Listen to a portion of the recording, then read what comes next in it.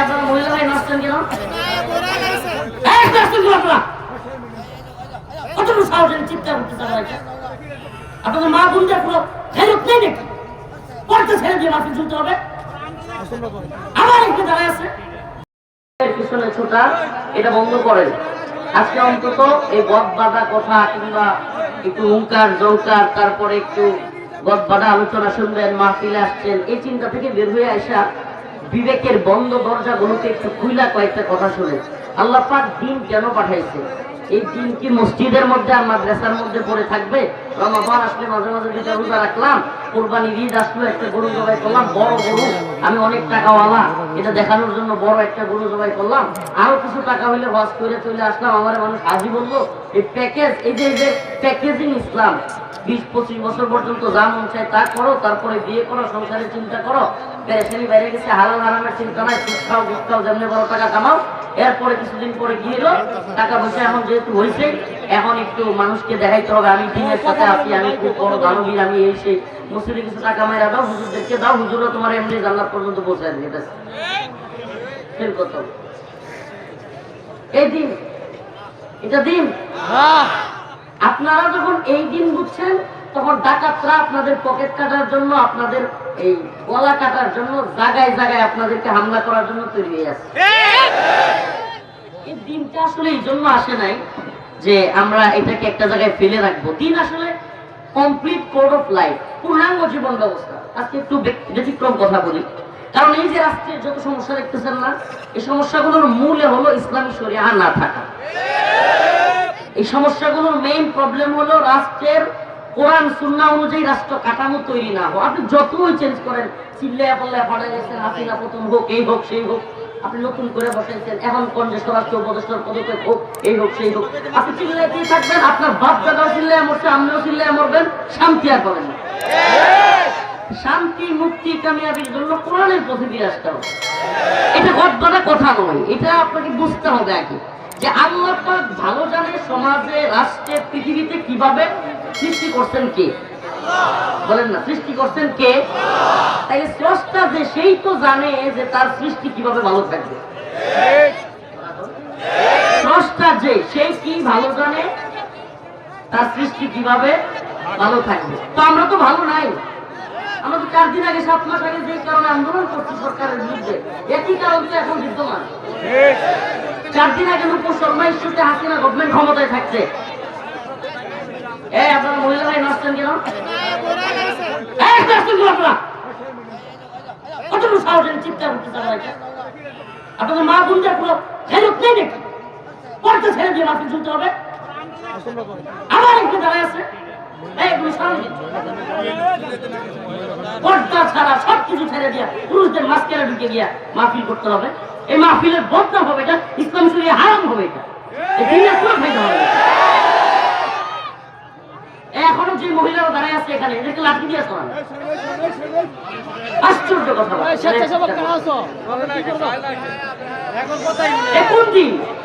কোন দিন যেটা পর্দার বিধান লঙ্ঘিত হবে? এই মাহফিল দরকার আছে নাকি? ভালোভাবে দিনের ক্ষেত্রে বাড়াবাড়ি ছাড়াছাড়ি সুযোগ নেই। মাহফিল শোনার অজুহাতে মহিলাদেরকে ভিতরে ঢুকাই দেবেন। হুজুর এরা তো বাজার ঘাটে জীবন ভরা ঘুরে। এই শুনেন, হেফজখানার ছাত্ররা এখানে যারা পাঠিয়ে গেছে, হুজুররা জানে এরা সব সড়কের সময় কষ্ট লাগে বাথরুমে যেতে চায়। কারণ আমরা কি অনুমতি দিব না কি তোমরা সব বাথরুমে গিয়ে বসে থাকো? তাদের কাজ তারা করবে, তাই বলে কি আলেমরা অনুমতি দিবে? ওর বলবে হুজুর এরা সব রাস্তাঘাটে ঘোরাঘুরি করে, সবসময় পুরুষের সাথে চলে, এই সোয়েটার ফ্যাক্টরিতে গার্মেন্টসে চাকরি করে, তখন সমস্যা হয় না, মাহফিল শুনতে আসলে সমস্যা। আমি বলি ভাই এত বুঝেন না, মাহফিল দিনই বিষয়, এখানে মাসআলাগত বিষয় আপনাকে আমার জানাইতে হবে যে এখানে মহিলা ঢুকতে পারবে না, কারণ এখানে নারী পুরুষ একসাথে মাহফিল শুনবে, ফায়দার চেয়ে ক্ষতি বেশি হবে।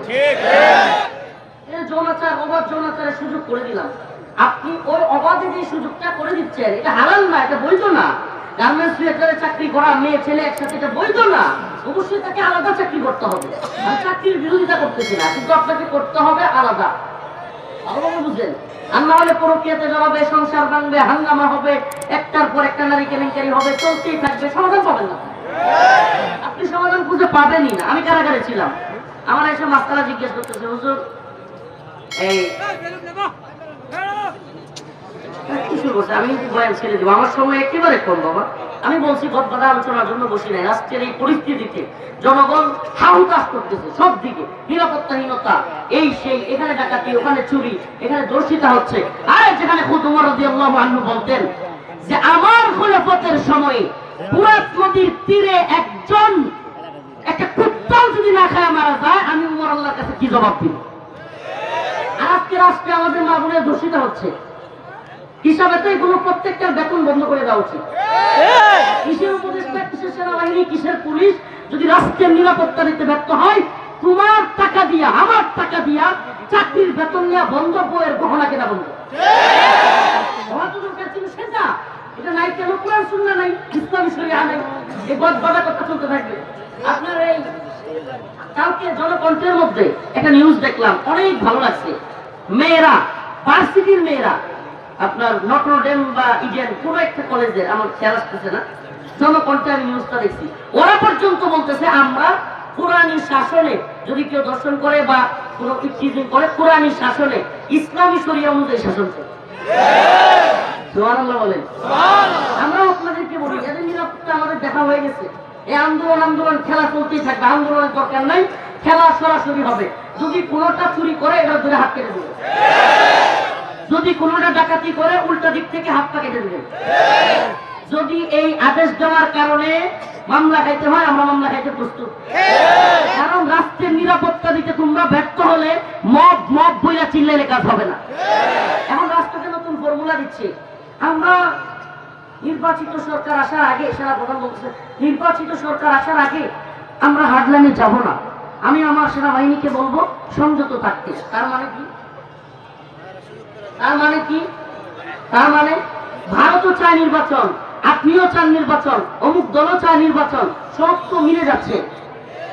নাকি খায়েশাত পূর্ণ হচ্ছে না? নির্বাচিত সরকার আসতে খায়েশাত পূর্ণ হবে, পকেটের ধান্দাটা ঠিক মতো করতে পারবেন। বিষয়গুলো একটু মিলাবেন। এই জাতিকে এইভাবে কথাগুলো বলবে না।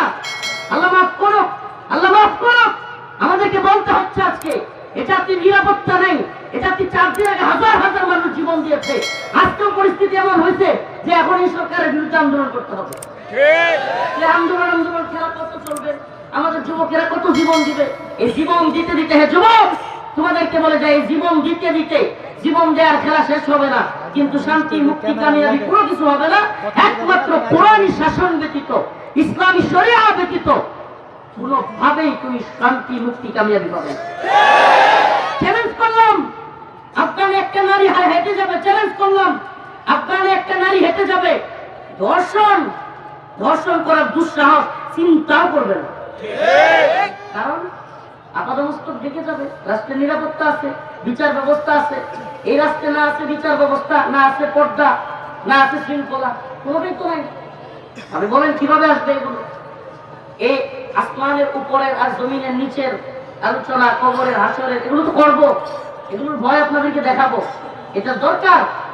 কিন্তু আমরা যে এক অক্টোপাসের জালের মধ্যে আটকে গেছি, আমাদেরকে আমেরিকা এক জালের মধ্যে ফেলছে, ভারত আরেক জালের মধ্যে ফেলছে।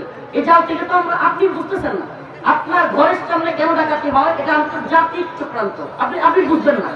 আপনি মনে করবেন হ্যাঁ রে ডাকাতের দোষ না, ডাকাতের দোষ না, আমি আপনাকে বুঝাইতে পারবো না। এই আপনার পারিবারিক বিষয়টাই সামাজিক ভাবে জড়ায়, সামাজিক বিষয়টা রাষ্ট্রীয় ভাবে জড়ায়, রাষ্ট্রীয় বিষয়টা আন্তর্জাতিক পরিমণ্ডলে যায়।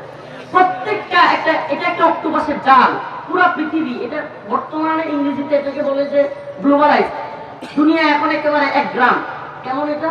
ওই আমেরিকা থেকে আমার দেশ নিয়ন্ত্রণ হয়, ওই ভারত থেকে আমার দেশ নিয়ন্ত্রণ হয়। ব্যাস, ভারত বলছে, বলছে, কিংবা আমেরিকার FBI বলে দিচ্ছে যে এই হুজুরগুলো একটু ঝামেলা করতেছে, ঘাপলা করতেছে, এদেরকে ধরে ফেলবে। আপনারা দেখবেন হুজুররা সব জেলে। কাহিনী কি? আপনি এখানে বুঝতে পারবেন না কাহিনী কি। কাহিনীটা ওখান থেকে আসছে। আসলে কি, এদের প্রত্যেকের আলাদা আলাদা প্রভু আছে। আল্লাহ মাফ করুন, মানে আমাদের প্রভু কে? আল্লাহ। কিন্তু এদের সরকারে যারা আছে, এদের কারো প্রভু আমেরিকা, কারো প্রভু ভারত, কারো প্রভু চীন, কারো প্রভু রাশিয়া, এক একটার এক এক প্রভু। এরা না জনগণের কথা শুনে, না আল্লাহর কথা শুনে, ওই প্রভুদের কথা শুনে। কারণ এরা মনে করে ওই প্রভুদেরকে খুশি করতে পারলে তারা ভালো থাকবে, ওই প্রভুদেরকে খুশি করতে পারলে তারা সুখে শান্তিতে স্বাচ্ছন্দ্যে ঘুরতে পারবে। না এরা দেশ জাতির চিন্তা করে, না এরা ইসলামের চিন্তা করে। আমার কথাগুলো বুঝতেছেন? হ্যাঁ, না বুঝলেও কিছু করার নাই। আমরা বেশি দিন, আপনি মনে করেন না হাসিনার সময় শুধু আলেমদের জুলুম হচ্ছে, এখন যদি FBI বা আমেরিকা থেকে এই দেশের কারো অর্ডার দেয়, এখনো আলেমদের উপরে মেসাটা চলতে পারে না। আমরা জানি, এগুলো জানিই কথা বলি, আমরা পূর্বা করি না, আমরা আল্লাহরে পূর্বা করি, আমরা গোলামি করি আল্লাহ। এই জন্য এই জাতিকে আমরা ভালোবাসি, এই জাতির চিন্তায় কথা বলি, উম্মার চিন্তায় কথা বলি, উম্মার কনসেপ্টে কথা বলবার চেষ্টা করি। এই জন্য বলি ভাই প্লিজ